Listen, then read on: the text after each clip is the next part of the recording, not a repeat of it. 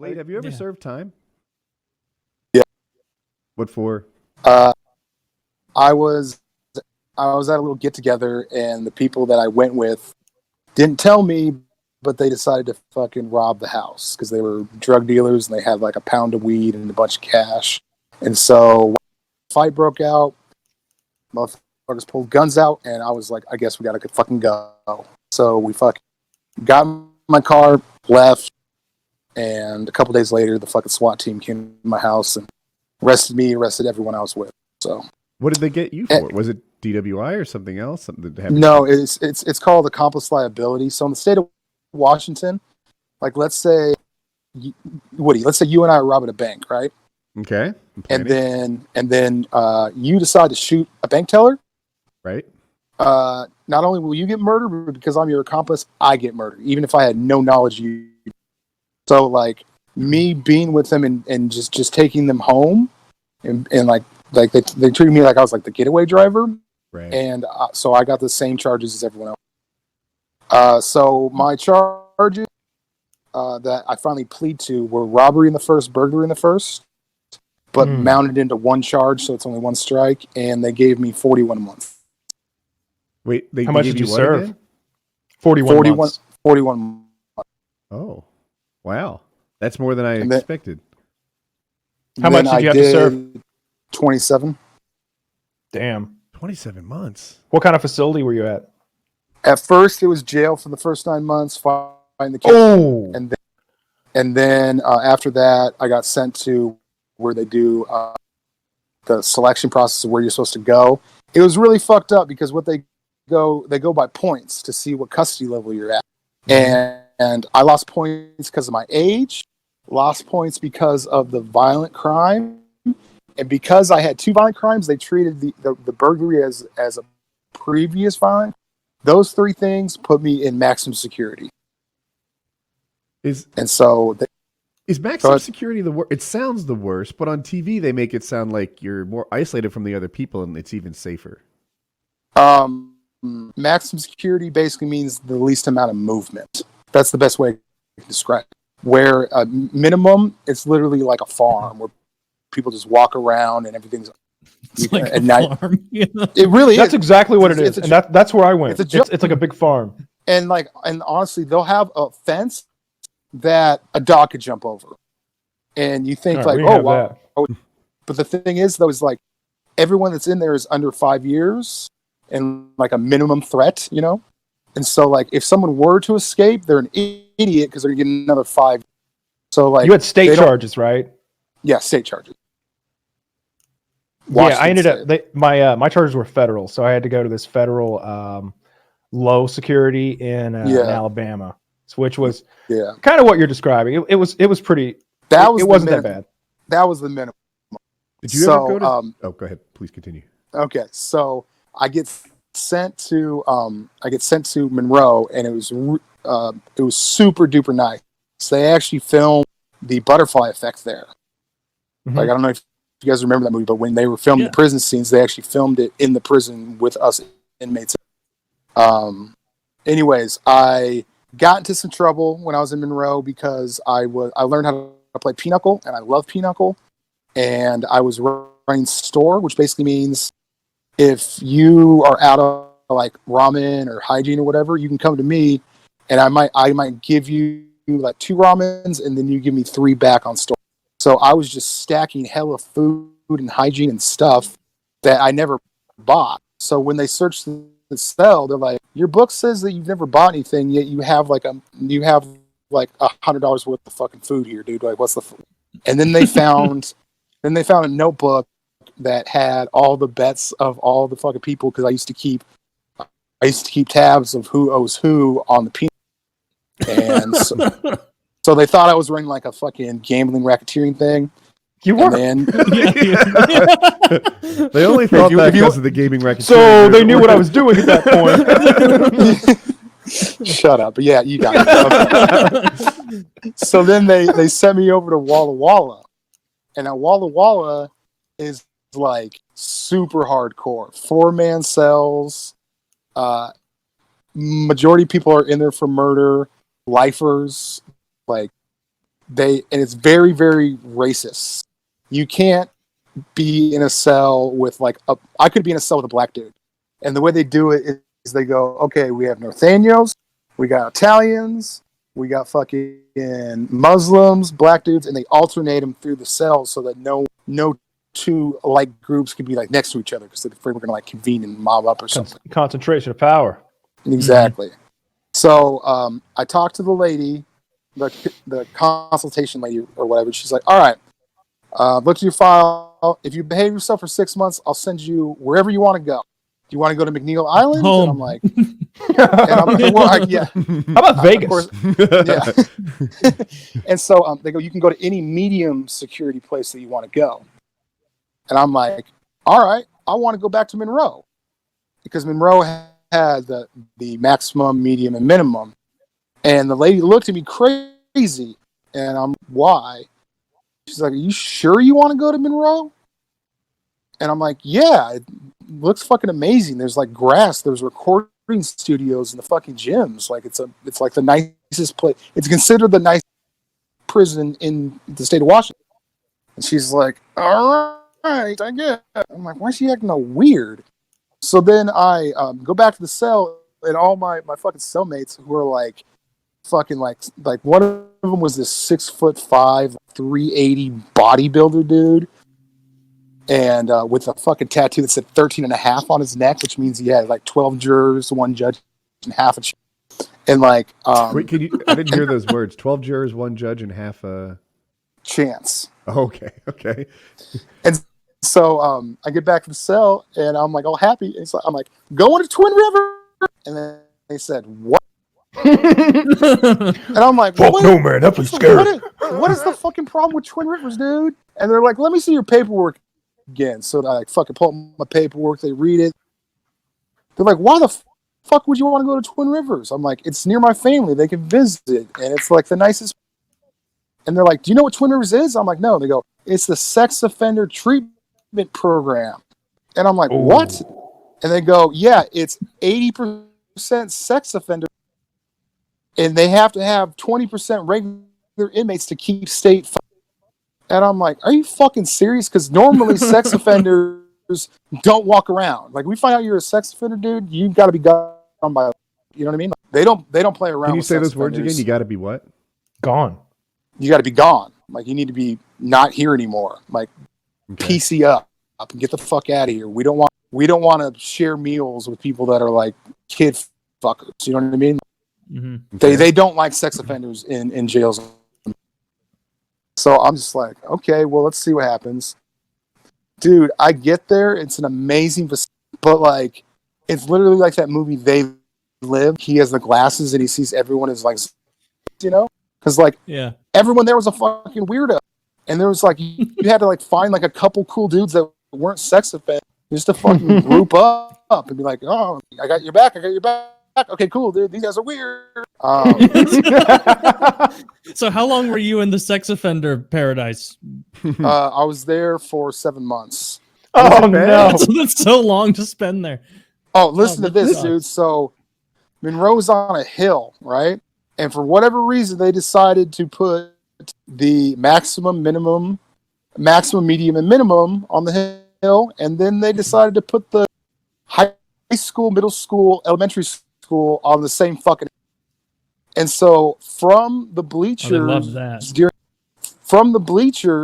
these sex offenders would be at yard watching kids play at recess.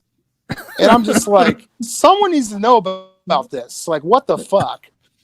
And so I asked my buddy, I'm like, do you know about this? He's like, yeah, of course everyone knows about it. I'm like, why doesn't anybody like call the news? They're like, we've tried. They don't report. Like, no one says shit. Wait. And I'm like, you're telling me what's no, I the sex offender paradise. Look, if you could just overlook the whole sex offender thing, seems like the best prison or jail I've heard about so far. Right? It's amazing. Right? All the people are like, they might be violent in a way, but not towards me. Right? It seems like that. Like, I would be safe there. I would be not bothered there. You'd fit right in. I know what you're saying, right? Right? One second. I'm a bit of a pedophile myself. Yeah, thank you. He's like that Steve Buscemi meme with the skateboard. Right. Hello, fellow rapist. I just feel like if you can overlook what dreadful people they are, then it's a safe, pleasant place with apparently good views.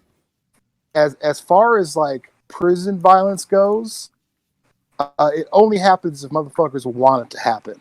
Okay, like it's not like people are like, "Oh, you bumped my shoulder, let's throw down." You know what I mean? So like all this shit in movies where they think shit's just popping off left and right, it's not. It's like I literally went to the worst place, and that's where everyone. I actually like that better. Okay, let's say your buddy that lives downtown owes you $20, right? All he has to do is just avoid running into. In there, we can't avoid each other, so everyone has to keep their fucking word. So everyone's fucking honest. It's amazing. Like most stand-up people ever, dude. I actually like those people better than like people out here who think they can get away with anything. I met some really decent, good people when I was in prison. Like legitimately. Like now there were some scary motherfuckers.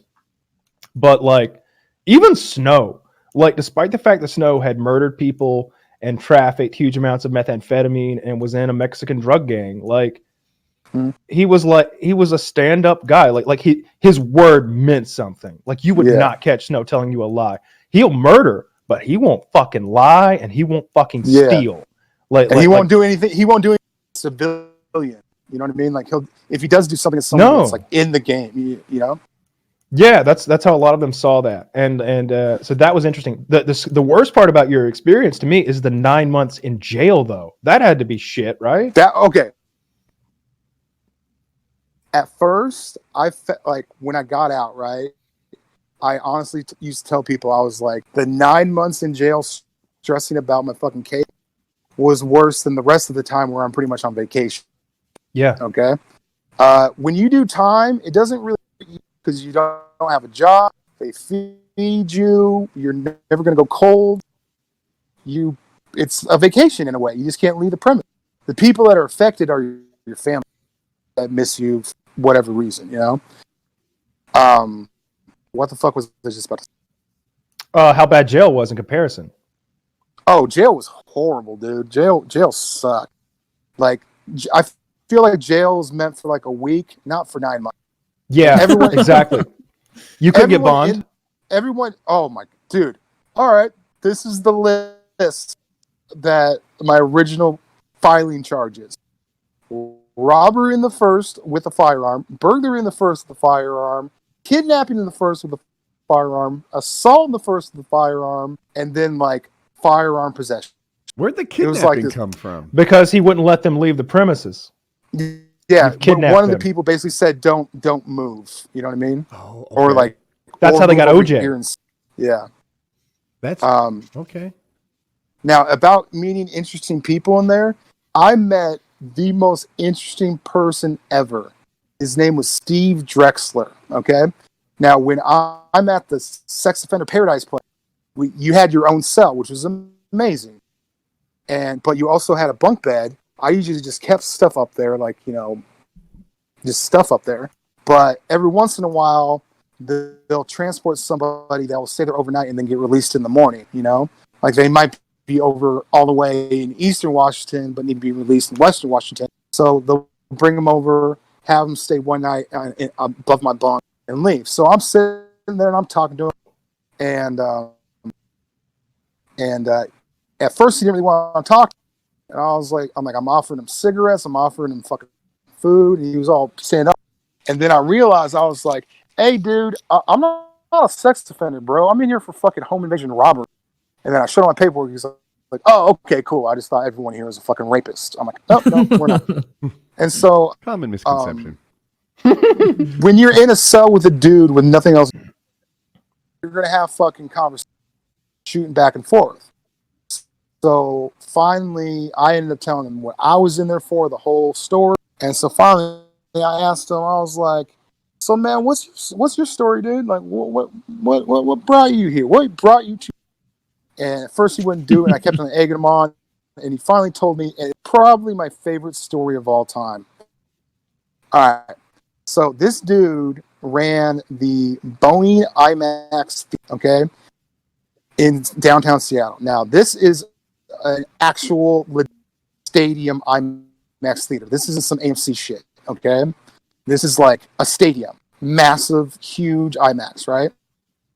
Well, this dude also had a bit of a meth problem, and so he would work during the day, smoke all night, and then come to work and work during the day and do this a week and a half, and then finally crash. Well, this dude figured out he stole a laptop and was able to plug it into the projector and watch whatever he wanted to watch on the IMAX thing. So this dude decided to start watching porn. I knew it. Started watching porn in the IMAX, dude. Now, I don't know how amazing that must be because I'm a big fan of porn. And porn on a phone versus porn on a 65 is mine. So if I can watch some porn on a fucking IMAX screen, I'm down, right? So this dude literally draped like the longest cable ever from the projector room all the way down to like the middle rows of the IMAX so he could plug his laptop in and fucking pull up porn on the IMAX, dude. Sounds amazing, right? So this dude would smoke meth, watch porn, and jerk off, and then like smoke meth and get some more Linden's pencil and keep going, right? Well, and he's smoking meth, and so he's beating off for hours at a time. For hours, right? So then this dude decided that he would go get like double the and find like a prostitute. Be like, listen, I'm not going to pay you, but I got free meth. And they're like, okay. So they would bring these prostitutes. This guy rocks. He would bring prostitutes into the IMAX after hours, would fire up a porn without telling the girl. She'd be like, whoa, huge. And they would smoke meth and fuck and watch porn. And he had this fucking ritual where he was just doing this. And during the day, he was fucking Clark Kent, like very presentable. Here's your ticket, ma'am. Like everything. But at night, he was the monster. Okay? Well, cool guy of the week so far. He'd been going too hard for too long. Brought this prostitute over. They smoked. They fucked. And this dude passed the fuck out and was not waking up. So the girl's like, hey, wake up. And he's done for. Like his bender is over, right? And so she tries to leave and the fucking alarm system goes off.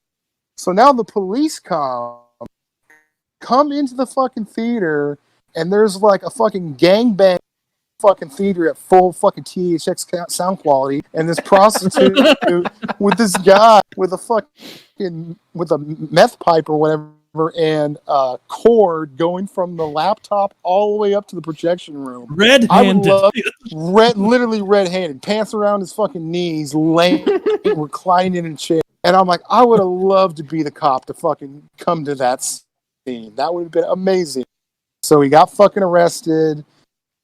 He had some priors, so he got some weird charge that they gave him a year and a day. The only reason why they give you a year and a day is so that you don't spend the rest of your time in jail, that they have to send you to prison. So he only had to spend, he had his case, and then he only had to spend like maybe 4, did his time, and he was getting out the next day. And I was, yeah, your story beats mine, dude. That is, you're my hero. Like, that is awesome. That's fucking outrageous. It's an awesome story. I mean, I feel like, dude, you know how long I've been there to bust him? I'd have been like, you know what, this guy's had a tough enough night. Here's the thing, dude. Back in the day when I used to come on your guys' show, I used to do commentaries. I never told anybody about me being in, like, because I thought it would be like a bad look. You know what I mean? Like, I never wanted to bring it up. You know? Wouldn't want but that. Now that it's been like 10 years of me in the game, and, you know, if you Google Only's Blade, it doesn't look good. I just said, fuck it, I'll share. You know what I mean? It's along those lines. I've got a question. So, maybe 10 years ago, you made a video and you told a story in it. The story goes a little like this. Hey, I was in a bar. I met this guy. This guy would go and he'd come back and he'd have all this money. I was like, dude, how do you do this? What's your secret? How you doing so well? You seem to have a lot of free time and you also seem to have a lot of money. And the guy said, well, I work on an oil rig. I go to this oil rig and I put in work and then I come back and I'm on a month's vacation. So I'm going to give that a go. I'm going to try being an oil man. And you were gone for some while, unable to produce some content. And then you came back and you hit the ground running again. So tell me, Blade, yes. How was the oil rig? 2 things. The guy was serious and I was ready to do it. Turns out the dude was a druggie that was just full of. So the night that I was all packed up and leave with them, he basically got super drunk and then he's like, let's do it tomorrow. And I realized shit. So then I came back and be like, okay, back to normal. But when you started telling that story about how this guy went to the bar and like came back with, he'd always come back with, it reminded me of the story about this one dude who had a charge back in like 1980, but he would always violate and have to do like a month. And I asked him about it. I'm like, why are you always violating doing a month for some shit that happened like damn near in the 80s? And he's like, oh, I just keister heroin, come into the system, I hand off, they give me like 20 G's, and then I live off that for the rest. So I just take like a 1 month vacation in jail. And I'm like, I guess, you know what I mean? Like, that's like strange. I guess that's a weird way to go about it. In the federal system, they have this giant like MRI they make you stand in. It's like a standing full body scan. Yeah. I looked at my scan. I can see my cock and balls. I can see like my belly button. I can see it's me, but it's me naked in black and white essentially. I can see my brain. Can you see anything like how impacted your colon was at the time? Yeah, I could see, I could, I wasn't impacted or anything, but I could see like I could make out my digestive system. Like, yeah, there's some shit in there. It was incredibly detailed. When you're able to look at the screen when they're doing like those really fancy eyes, and they could see, they did it on my leg, so obviously I could see like my dick and balls and everything. And the nurse that brought me from my room to the MRI thing was hot as fuck, like super hot. So I got a little bit of chub on the way there. So I'm sitting there and the doctor's talking to me and I'm like, let me try something. And I do like a little, you know what like a dick thrust is, where you kind of go, throw some blood at it. Throw some. And I kept on doing it on the screen to see if my dick would like show up on the screen, and it did. And so I'm thinking like a school kid watching this, and the doctor's like, "Are you listening to me?" Oh, yeah, sure. I'm like, "Sure, doc. Like, one more." Yeah, that's it. Yeah, definitely. Fucking hilarious. I'm telling this guy he's losing a leg, and he's laughing his ass off. Never seen anything like it. Well, you're the poster child for someone where they're like, Mrs. Stevenson, you've only broke your arm. It'll be fine in 7 weeks. We'd like you to speak to a patient in room 13B. He may lose his foot. And look at him, playing with his cock, laughing like a child. Be more like this gentleman who insists we call him Blade. And hey, I'm sorry, dude, but like, I like laughing, dude. Like, honestly, laughing is like a joy orgasm. I love laughing, and there's certain times I shouldn't laugh, but it's involuntary, and I do like this little like that kind of move. Yeah. So what were you? What got you in the hole, and how long were you in there? Like, why'd they put you in there? Fuck it, I'm telling the story. Please, battery last. Okay, I love Pinochle. I was playing Pinochle, and this guy named Sylvia For people who don't know, real quick, can you explain Pinochle? Just Pinochle is the greatest card game ever made. Some people don't. Who doesn't know what Pinochle is? It only consists of face cards, so there's no number, and there's like multiple there's 4 Jack of Diamonds, 4 Queen of Spades, and so there's 80 cards in a deck. You deal them out, and you play it just like the game Spade, where you lead suit and you try to take books. There's a lot more to it than that, but that's all I can really explain it to give you a simple gist of it. I love the game. I play it on my phone. I've almost made it to old folks' homes where they were playing it because I wanted, like, those are the only people that play it, and fucking old people, like at old folks. Mm-hmm. They wouldn't let me in. So it was the most awkward conversation because I was, so who are you here to visit? I'm like, no one. I was just seeing if there's any action at the pinochle table. And they're like, sir, this is not a casino. It's a retirement community. And I'm like, can I go in there and visit the old people? They're like, no, you can't. Like, you don't let just like nice people come in and say hi to the old folks. They would love that. They're like, no, sir, you smell so strongly about that. Yeah, that fucking Gary's got his teeth on the table. It's getting real. You've got a cooler. Dolores has been on medication. Bitch will have a seizure if she loses this hand. Blaine, those medications are for the patients. No, Bjorn can't come in with you. You can't have the morphine. No, that's hilarious. So anyway, good. So I love Pinochle, and this dude this new inmate comes in and wants to play, and I could tell he's a degenerate gambler, and you don't get your money on your books the first week you're there. So I know I'm gonna have to wait a week, but I say fuck. So we play a couple games. Like, you're only playing like $1 a game, right? So I play a couple games, and I realize he's getting frustrated. So I fucking tell my partner, I was like, hey dude, throw this game. Like, don't try to win at all. I'll fuck up, just go with it. So we play the game. I gave him so many opportunities to win, and he's fucking up, but eventually I literally reneged and set myself and like gave him the next thing. He won. He was ecstatic. He was like, I knew I could beat you, you bitch. I'm like, all right, dude, calm the fuck down. You want to play again? Like, I was kind of mad because I was like, I let you win, dude. Like, if you only knew that I let you win to string you along, but you're cocky thinking you fucking won the World Series here, dude. Like, stop it. So over the course of a week, I got him to where he owed me like $50. So I let him start playing $10 hands or $10 games, which is unheard of, to give him a chance to win back. I let him win one here and there. Keep on. He owed me $300. 300, you said. Wow. 300. Okay. So the way when you get someone in that kind of debt in there, you can only order $50 worth of store at a time. So I go, all right, dude, I'm gonna get like $35 worth of stuff for me. You can get a little bit of food and some hygiene. Don't want you picking up a tier, and then just do that 3 times. So 35. What was that? That would be like 105. Yeah. Whatever. You can do it. Anyway, go ahead. Okay, I know it's 105. It's 105. Okay? Yeah.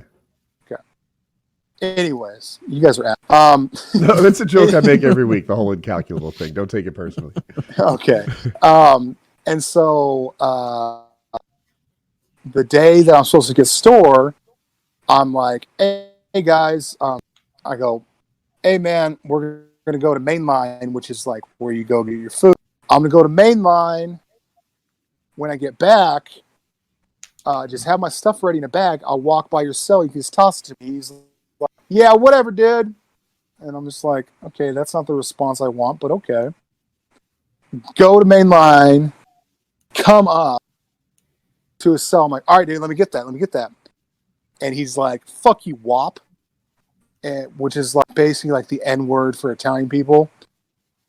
If this would have happened on the streets, I would have been like, whatever, dude. But this is prison, where if you let someone talk to you like that and don't do anything, everyone's going to think you're a bitch. It's prison mentality. So I went in there and I started piecing them in. Just started beating on them real quick. With just empty fists? Just yeah. Okay. You know. Well, this is a thing to me, like stabbing, but yeah, I got confused. You're masturbating him furiously. And I got him coming, right? He's coming hard. And I say that's another 30. Of course, the tier is like yelling and screaming, and the fucking riot shield guards come in, pin us, and take us to the hole. Okay. Did he ever? Now, no, because that's when they transferred me to Wall of Wall. Now, one thing I will say, and this will give you a time frame, when they took me to Shelton, I was in the hole for 36 days. Okay? When they took me to Shelton, it was the first time I listened to music. And they played I Like the Way You Move by Outkast and Jamie Foxx and Twista, like Slow Jam. Those were like popular on the radio at the time. And I never heard the songs, but listening to music for the first time after fucking 30 days, dude, I got goosebumps, dude. This is amazing. So like, imagine not listening. Go ahead. I've been watching that show 60 Days In, and season 6. And quickly, for anyone who doesn't know for some reason, they put undercover people in a jail, like a hardcore jail, to try to root out drugs, contraband, and see how well the COs do their job. Well, anyway, one of the participants, someone who is undercover, loans this guy 3 packets of grits because the man is hungry. And he says, "You owe me 3 soups." And the guy's like, "Cool, I'll get you tomorrow." Tomorrow comes around. My girl's messing with my money.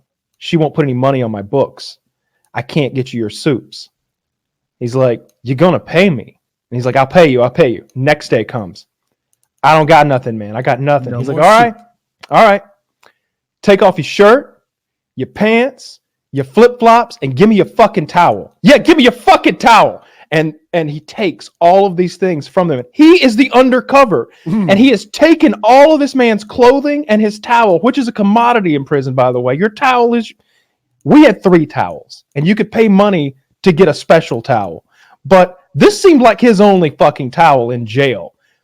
He then takes this man's flip-flops, pants, shirt, and towel and gives it away to his buddies, and they're all laughing about it. The guy went into PC. Yeah.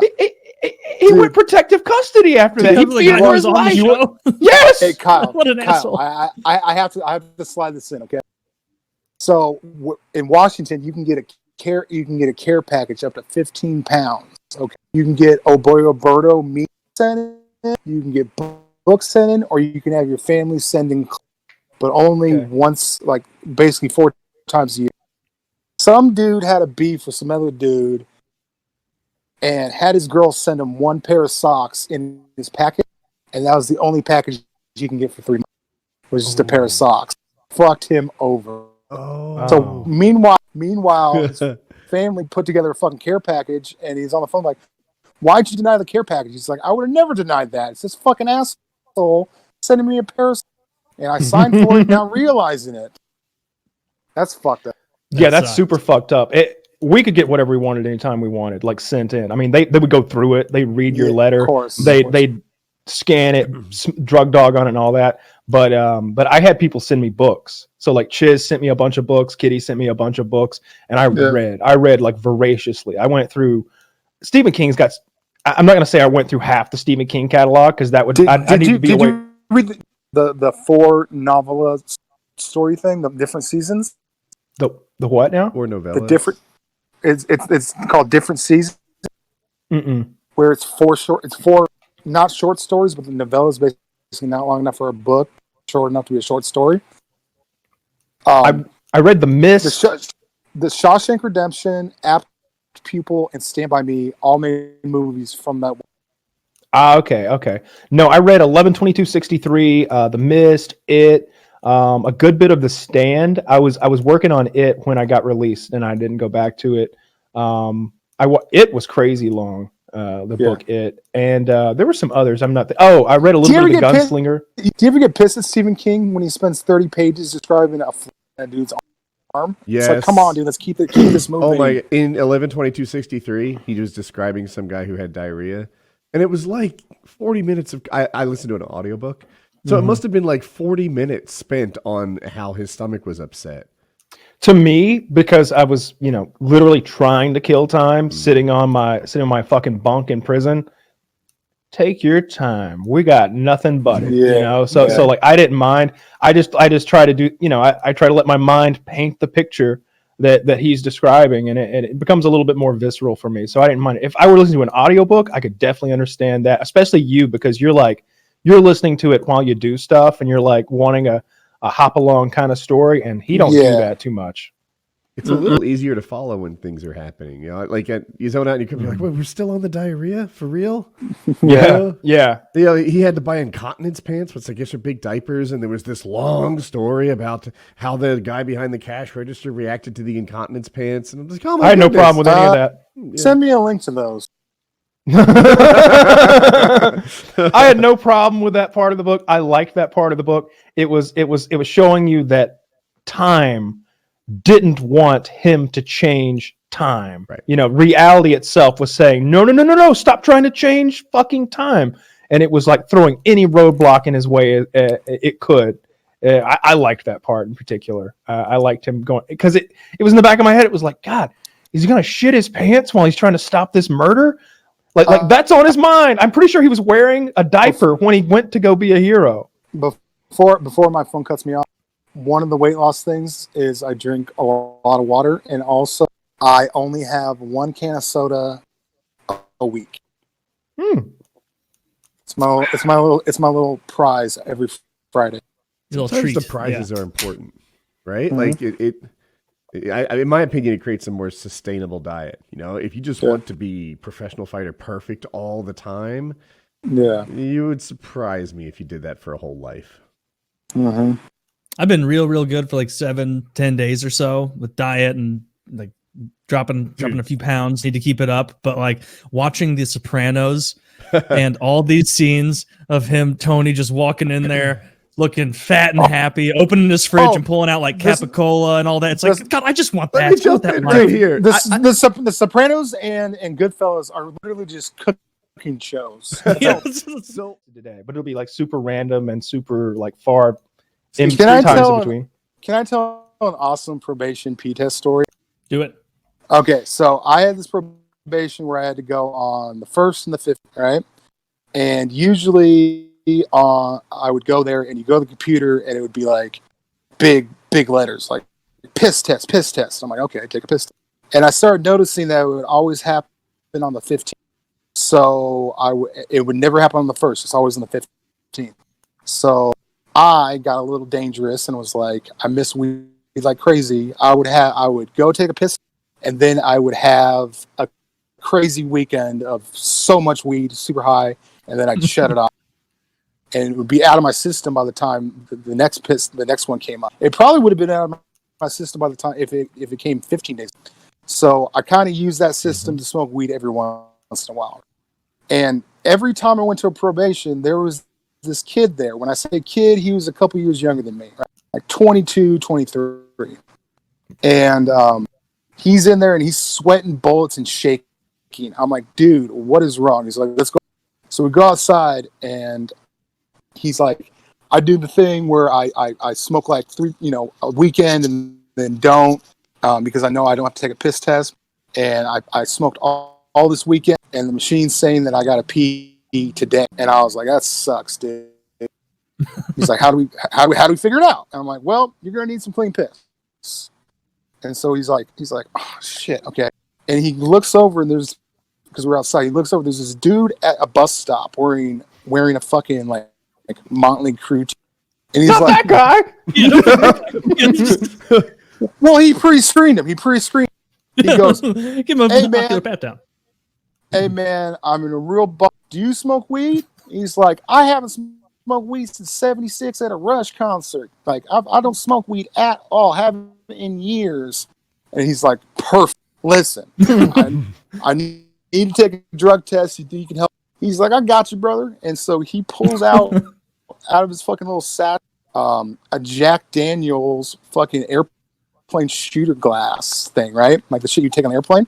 He goes around the corner, somehow pees in this thing without getting it wet, and comes back. Because how do you fit like your dick hole in a little shooter glass? You just put your whole penis in. Yours doesn't fit? Yeah. That's what I do with a Pepsi can. This wasn't this guy's first time pissing into a small Jack Daniels bottle.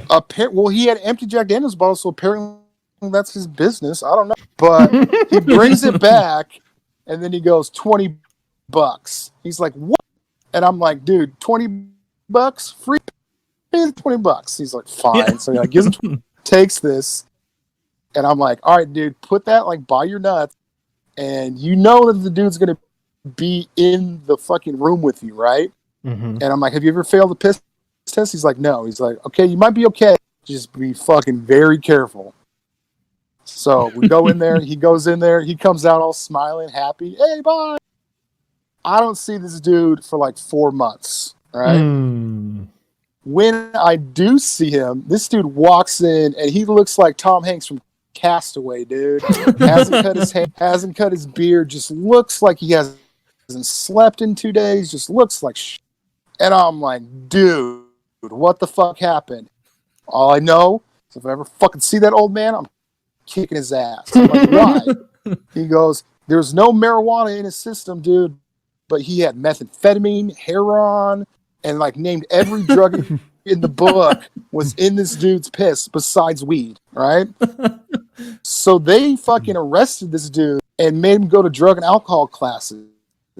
So his no, I'm just a pothead that faked the piss test. Or he said, so he had to sit in like these like 6-hour meetings with drug addicts when he wasn't a drug addict. He just had to fucking be like, yeah, I love heroin. Yeah, you know what I mean? Like he just had to go along with it. So he had to do the rest of his jail time, and now he has to do like drug and alcohol classes just because of the shit. It's fucked up. All because he trusted a guy at a bus station with a Motley Crue shirt on. Right. I was with Kyle right out of the gate. Not that guy. Not that guy. You want to find I wouldn't pick that guy either, but this dude was desperate. This dude was like, and why didn't you piss for him? That seemed the logical conclusion. My shit was dirty. What do you mean? My shit was dirty. You were going to fail first, too? So you didn't expect a pee test. That's why it was dirty. My pee test didn't come up. Yeah. You want to hear another fucked up thing? So my probation was for 18 to 36 months. Right? So around 16 months, I go. First off, it was really weird. Real quick, how long ago was this? This is early 2000s. Okay. Long time ago. And my probation officer was this big butt, looked like Duke Nukem dude, right? Like, I wouldn't want to fuck with him. But his name was Kim. And I'm like, how are you going to be a big fucking Duke Nukem looking dude? Your name's Kim, but I'm not going to question. I'm like, Kim, listen, haven't missed a payment, haven't fucking violated, come to everything. Can I get off at 18 months? He's like, yeah, it's not a problem. Like, you're a model fucking, whatever it's called. Yeah, when it comes up, I'll put in the paperwork. You'll be off probation in 18 months, right? 17 and a half months comes up, and I'm at the thing. I'm like, hey, dude, so next time I visit, you're going to have that paperwork in. I'm going to be free, right? He's like, little bit of a problem. I'm like, what? They go, well, we let this guy off probation early, and then he went on a drug binge and killed a cop. So now they're saying that if we would have never let him off probation early, he would have been fine because he was fine on probation. So now everyone does their full max. So I had to do 30. I had to do another 18 months of fucking coming in and checking in. Yeah, I've got 24 months, sucks. And in like, I don't know what it is, 6 months or something like that. I'll be halfway, and at 50%, I can ask the court to like consider my situation.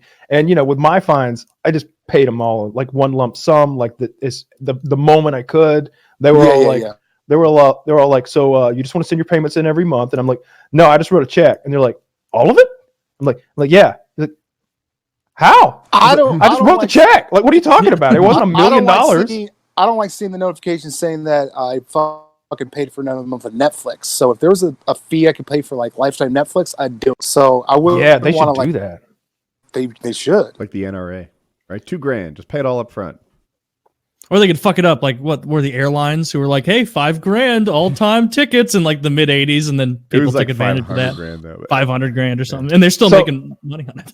But yeah, I paid all my fines like up front. I've never missed a piss test. Of course, I've never tested positive for anything. Like I went to all my fucking counseling, all my goddamn meetings. I've been straight with my officers. I've driven around, and like they've all met me. I've had 3 now, and I'm hoping that like when I ask after 50% of my probation is through, they'll if you got all your ducks in a row, they'll look at you as that guy that just got in trouble. It's not a fucking criminal. That's the way they look at it. So then they'll well, that's exactly what I am. Like I wasn't selling dope. I was smoking dope. Exactly. I just like Taco Bell a whole lot, man. You don't understand. That's all this is about.